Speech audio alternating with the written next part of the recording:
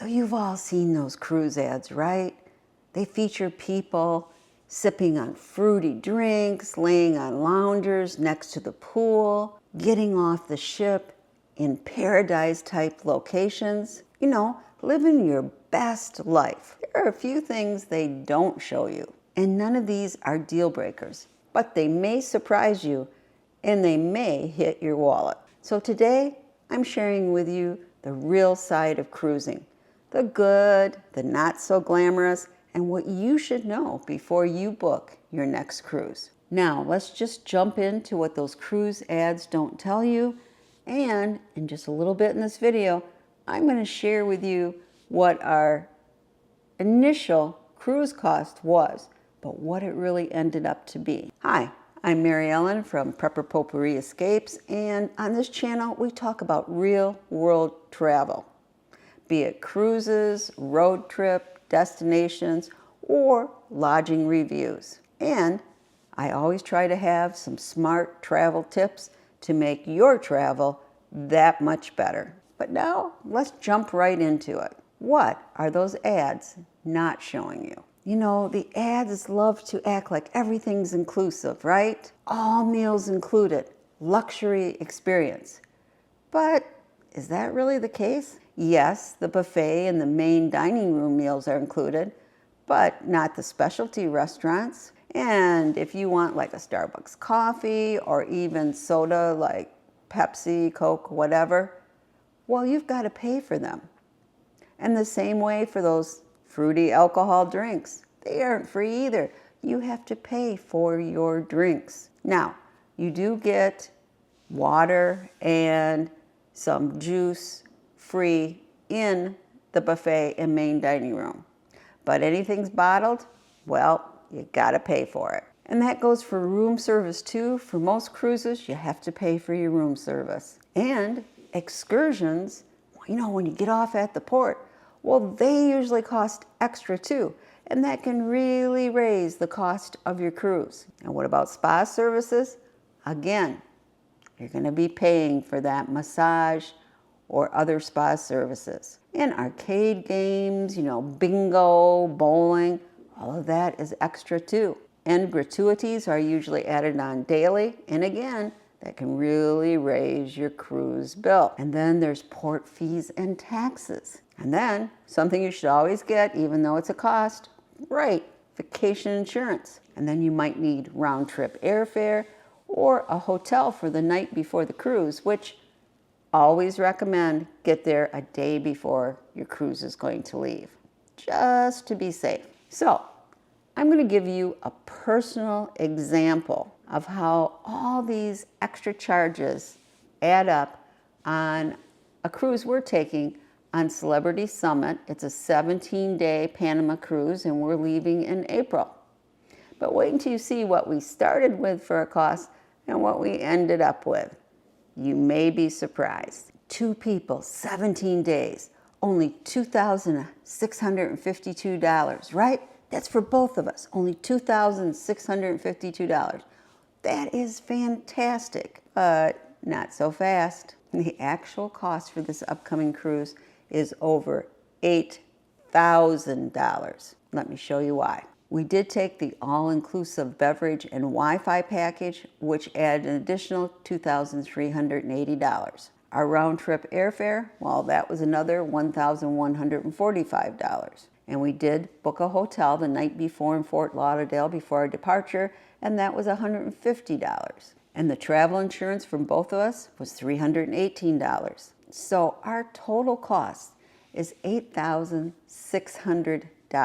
And that's 3 times the original cruise fare. So that great deal cruise, well, it may not be the amount you end up paying. And that's not bad, just something that you should know in advance and budget for. Okay, and what about those empty pool decks in the commercials? You know, like I said, you're laying on that lounge chair, drinking that fruity drink.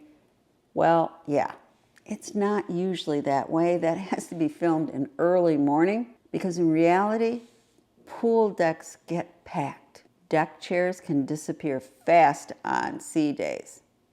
I mean, there are those chair hugs, right? And waiting for an elevator, well, it can feel like rush hour. And that's especially on those big ships. You know, smaller ships, more luxury ships like Windstar, well, they're more relaxed.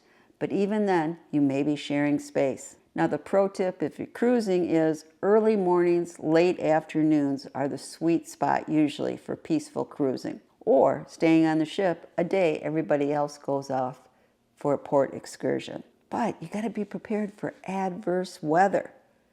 Because when it's really windy and blowing outside, you're not allowed to go out on the outside decks, and then everybody is crammed into the same public space. And sometimes cruise Wi-Fi, well, maybe we should call it optimistic. You may see that spinning wheel, right? And that's even if you pay for premium Wi-Fi. It can be slow, it doesn't always work. Video calls are often a struggle, and it sometimes drops at sea. Now, Starlink has helped improve, but even with premium packages, you can have problems. You know, my best advice is enjoy being unplugged. You're on vacation, right?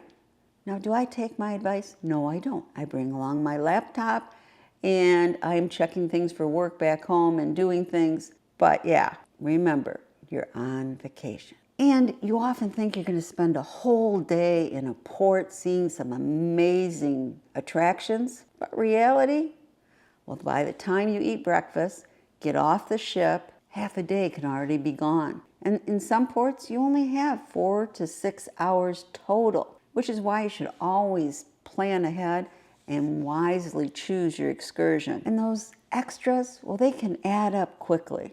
You know, a coffee here, alcoholic drink here, souvenir, photos, snacks or meals in port, a specialty restaurant dinner, maybe playing the slot machines in the casino. Well, it's just a little bit here and there, right? But by the end of the cruise, you might see your bill and go, wait, we spent that much? Again, just know what your budget is and what you can spend. And I sometimes laugh when they show you the cruise cabins. They look huge, and believe me, they are not. They're cozy, they're efficient, but they're usually not even hotel size. Now, often we book an inside cabin, which is only 170 square feet. There's smart storage, but if you bring giant suitcases, well, it can feel claustrophobic fast. But we always try to travel with carry-on luggage only. The good news, though, is you really don't spend much time in your cabin. You're out exploring the ship, lounging by the pool, having a drink in the bar, or on an excursion in a port. And again, when you see the ads, every meal looks like a 5-star Michelin experience. Well, that's not always the case. Some meals will indeed be incredible, and some will be perfectly fine. You know, cruise meals are made for thousands of people. Consistency is what matters more than gourmet flair. Take me, for instance. I like simple home-type cooking.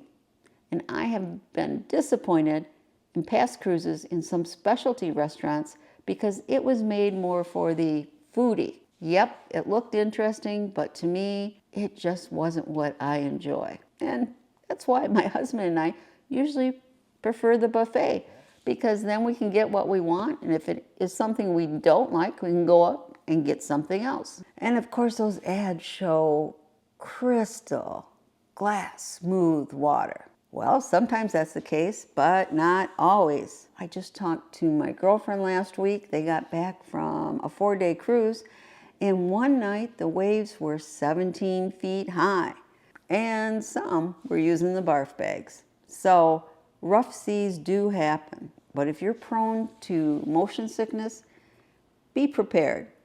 Bring meds, choose midship cabins. Just don't assume because it's a huge, huge ship that it won't rock. Talking about adverse weather, you know, the ocean, well, it doesn't really care about your bucket list.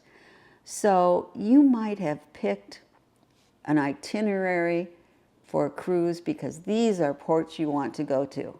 And Mother Nature can change that whole cruise schedule. A port can get missed entirely, arrival times might be shortened, the ship could be rerouted to an entirely different port, or everybody just stays on board for a sea day instead. So yes, that's sometimes the port you were the most excited about. I know on our Mediterranean cruise, we were going to go to Florence, and I was all excited about seeing Michelangelo's David. Well, because of weather, we did not go there. So go with the expectations of being flexible. You know, in one way, it's just all part of the adventure. And here's a bonus tip. Don't forget airplane mode, or you might have a big bill at the end of the cruise. Before you even leave the dock, put your phone on airplane mode. If you don't, you know what can happen? Your phone can connect to international towers or the ship's cellular network at sea, and believe me, those charges are not cheap. We're talking data charges per megabyte, calls that can cost dollars per minute, and texts that might not be included in your plan. Believe it or not, some people have gotten home and got a bill for hundreds, even thousands of dollars. And the crazy part was they didn't even realize their phone was using data. So here's the safest move. Put your phone on airplane mode. If you do have a Wi-Fi package, manually turn it on to the ship Wi-Fi. And that way you control the Wi-Fi you're using, and you won't have a nasty surprise when you get home. So trust me, that bill is one souvenir of your trip you don't want. Now, none of what I've been saying is meant to scare you away from cruising. It's just about knowing the real stuff ahead of time so you can relax and enjoy your trip. You know, even with everything I've said, we do enjoy cruising. I mean, we get multiple destinations. We only have to unpack one. Great food, there's entertainment, ocean views, and relaxation. And once you understand how it works, well, it's fantastic. The key is going in informed so you won't be surprised. So here's a quick recap. Cruise ads don't tell you it's not fully all-inclusive. Crowds definitely happen. The Wi-Fi can be iffy. Port days can be short. And those little extras add up. And believe me, captains are on the small side. And those seas can be rough, right? And that weather can completely change your itinerary.